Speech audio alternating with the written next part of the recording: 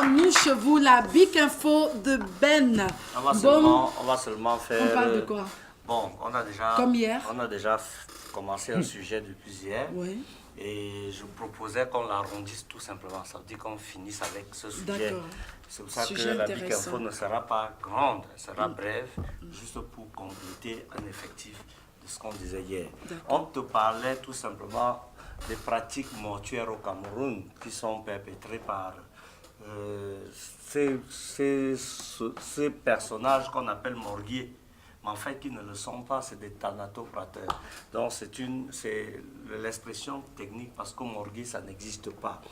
Et je voulais aussi qu'on revienne sur un problème très important, parce que nous avons l'habitude de garder nos corps longtemps à la maison, à la morgue, parce que nous disons que nous attendons un tiers qui va venir de Mbeng, un autre tiers qui va venir de X, Y choses, et on garde le corps. Et après, on fait des obsèques et tout le monde est content. Sauf que, est-ce que la science vous a renseigné de ce que garder un corps plus de 15 jours était important? Alors, je propose au père de Brenda, qui me loue en ce moment, qu'il faut qu'il commente une loi qui fixe le délai de garde d'un corps à la morgue de 15 jours maximum.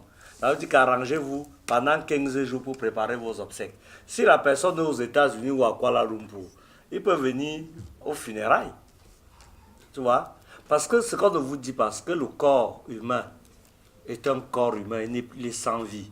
Et parce qu'il est sans vie, il a besoin justement d'être organisé. C'est-à-dire organisé, entretenu, traité, et pour un certain nombre de temps seulement. Après ce nombre de temps, il devient un problème, il devient néfaste pour la santé humaine. Vous voyez, vous aimez votre personne, c'est vrai que c'est ta personne qui est là, tu l'aimais beaucoup, tu veux la voir pour la dernière fois, malgré les embaumements et tout ce qu'on fait, le corps humain reste le corps humain et il a ses problèmes et ses réalités. Il a ses problèmes et ses réalités. Cessez de manipuler le corps sous le prétexte que la tradition dit que c'est les neveux qui doivent laver le corps. Ils n'ont pas la qualité de toucher un corps. Vous ne connaissez pas ce qui se dégage comme, je ne sais pas, substance dans le corps humain. Vous ne connaissez pas comment il a été emporté par la maladie et de quelle maladie il s'agit et comment on peut gérer la suite. Vous voyez seulement avec le cœur, vous aimez. Après, vous vous retrouvez avec des bêtes cancer, personne ne sait d'où ça vient. On commence à accuser un vieux pauvre et l'air au village de sorcellerie, alors que c'est ça. Et moi, je vous disais, au père de Brenda, 15 jours, c'est le délai maximum de conservation normal. Alors, le père de Brenda, au lieu de prendre les grands décrets des budgets là, il y a un petit décret comme celui-là que si tu tech à 10 heures, tu sauves beaucoup de vies. Quand il finit de dire ça, on ne dit plus.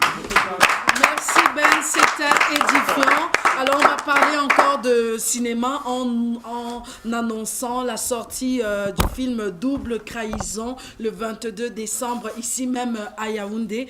Tapioca, il est avec nous, il s'appelle Christian Wamba, mais son